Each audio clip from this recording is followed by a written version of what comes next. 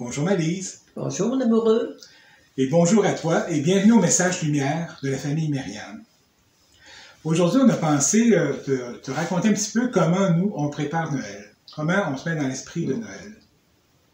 Comment on fait pour, malgré toute l'agitation qui est là avant Noël, là, tous les préparatifs et tout ça, comment on fait pour se recentrer vraiment là, sur ce que le Seigneur va venir naître dans notre famille? Mm-hmm.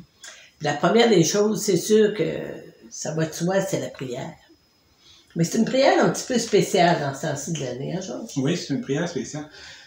Surtout quand on a fait nos décorations de Noël, c'est de passer du temps devant la crèche. Passer du temps devant la crèche, méditer sur tous les événements qui se sont passés à ce moment-là. Voir Marie et Joseph qui sont dans l'attente. Ils ne savent pas comment ça va se passer, ils ne savent pas comment ça va se dérouler. Marie a dit son oui, mais elle ne sait pas qu'est-ce qui l'attend. Ils sont dans une crèche, ils sont dans un lieu de pauvreté, de froid, ils sont réchauffés par des animaux. Alors moi, depuis que je suis tout petit, c'est un moment privilégié dans l'année où j'aime ça passer du temps devant la crèche et méditer les événements de la crèche. Je trouve que c'est plein d'amour, plein d'humanité, puis je trouve que ça nous ramène un peu à l'essentiel de la vie. Ça nous ramène aussi à l'essentiel qu'un sauveur va naître, oui. Notre sauveur.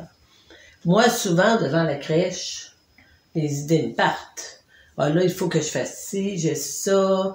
C'est sûr que c'est moi qui fais toute la bouffe, qui reçoit, on est à la maison accueil, qui recevons beaucoup. C'est beaucoup de logistique, les décorations, les cadeaux, la bouffe, Noël, jour de l'an et compagnie.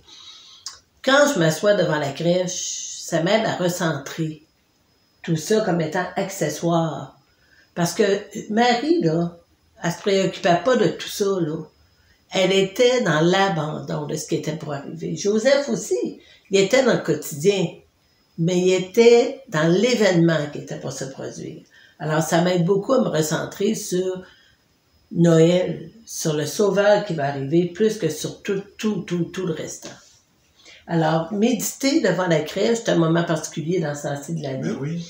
Et ça aide, ça calme et ça recentre. Ça nous remet dans l'esprit de Noël, parce que ça ne nous met pas dans l'esprit des fêtes. Ce ne sont pas les fêtes, c'est la fête de Noël. C'est bien important de le spécifier parce qu'on vit dans un monde où c'est... Faut pas dire le mot. C'était beaucoup commercialisé, il y a toutes sortes de raisons. Ouais. Et tu sais, nous, on veut ramener ça à l'esprit de Noël. Ouais. Puis la deuxième chose qu'on trouve très importante, qu'on a toujours trouvé importante, c'est le partage. Donner à ceux qu'on a autour de nous, là, c'est pas très compliqué, hein? Une voisine qui vit seule, ben c'est quoi pour moi faire un pâté de plus pour aller y emporter parce que je sais que dans le temps des fêtes, elle n'en aura pas. Je fais des beignes, bon, ben aller porter à une amie qui vit seule puis elle aussi va avoir le temps des fêtes plus difficile. Puis elle, le temps de Noël. Ça va faire sa journée. Ça fait sa journée. Le partage aussi à montrer à nos enfants. Oui. Quand ils sont petits, hein, laver les jouets avec eux autres. Puis ce qui est bon, là, ce qui est beau, prendre le temps de les laver, d'aller les porter à un organisme.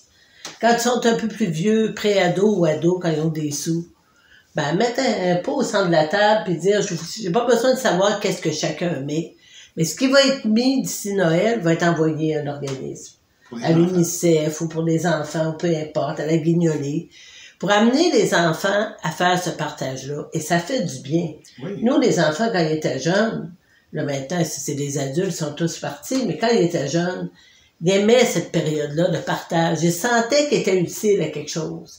Puis ça leur est resté. Adultes, ils continuent encore à partager.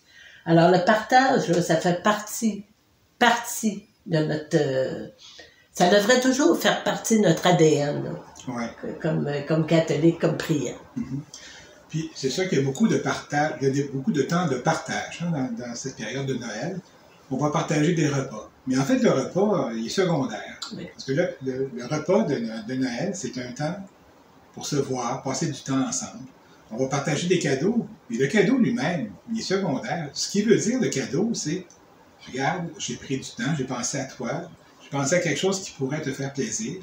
J'ai pris mon temps, mes sous, pour te faire un cadeau, pour te l'offrir. Alors, c'est des temps de partage. Ça veut juste dire, Pensez à toi, j'ai trouvé du temps pour toi et je t'aime. C'est ça que ça veut dire. Le cadeau lui-même, soit gros ou petit, cher, pas cher, c'est pas important. Ça nous autres, le repas, hein, ça peut être un repas tout simple qu'on partage. Ça peut être juste un spaghetti, ou ça peut être un... Selon nos finances, selon ce qu'on a, nos talents. Mais l'important, c'est de passer du temps ensemble, puis de vivre ces moments-là ensemble, puis ça retisse les liens, puis ça ressoude l'amour, souvent dans une famille. Oui. Puis aussi, dans le partage, on sait, là, ces temps-ci, c'est difficile, l'épicerie, c'est cher, on connaît plein de monde qui vont avoir de la difficulté à recevoir. Ben, c'est à nous, déjà, de penser à l'avance puis de dire, regarde, cette année, on change de tradition. On va chez toi pour Noël, mais chacun va apporter un plat.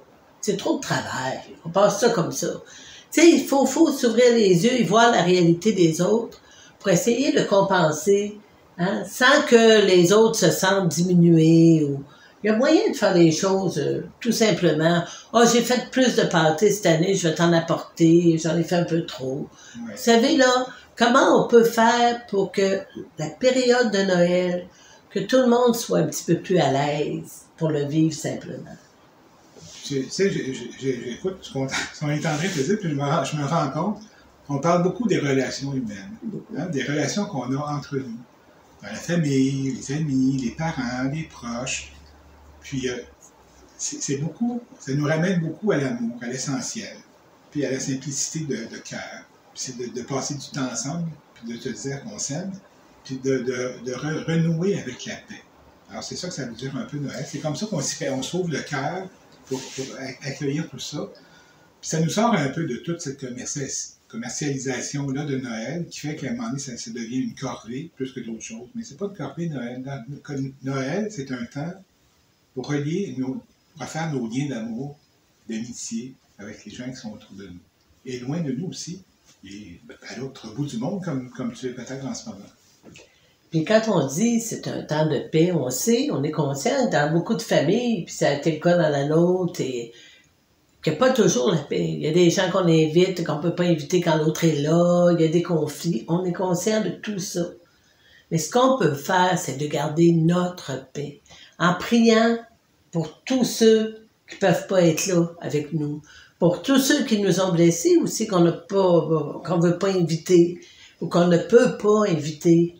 Tu sais, c'est un temps de garder notre paix. Là-dessus, avec la prière, on a du pouvoir. On ne peut pas régler les conflits de tout le monde, mais on peut garder notre paix et prier pour la paix. Oui. Alors voilà notre message de préparation et de joie pour ce Noël qui arrive bientôt. Et recentrons-nous sur cet événement extraordinaire de la naissance d'un sauveur, hein, qui vient nous assurer qu'on va être sauvés au bout de la ligne, par amour. Alors, à l'avance, on te souhaite un joyeux Noël parce qu'on ne sera pas là le 24, mais joyeux Noël à toi. Merci de nous suivre aussi toute l'année. Hein, puis on partage aussi, on t'envoie un cadeau spirituel d'amour, puis de paix, et d'espérance. Au revoir. Au revoir, à bientôt. À bientôt. Jésus.